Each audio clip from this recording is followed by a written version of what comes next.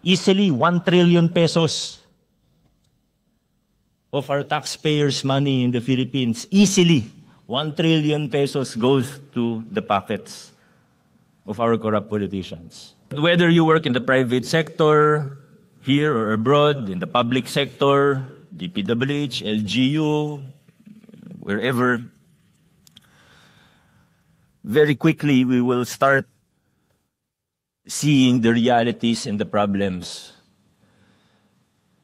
not only in our communities, but in the government, in our society.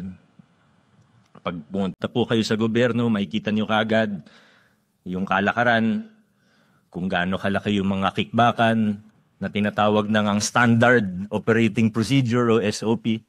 Isipin po ninyo kung 6 trillion ang budget ng isang pamahalaan, ng ating pamahalaang nasyonal, kung kalahati niyan dumadaan sa procurement, 3 trillion.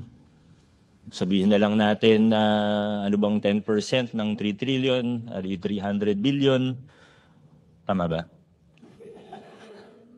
Pero alam naman natin, hindi talaga 10% yan. Pinakamababa na daw, 20%, 30%, 40%.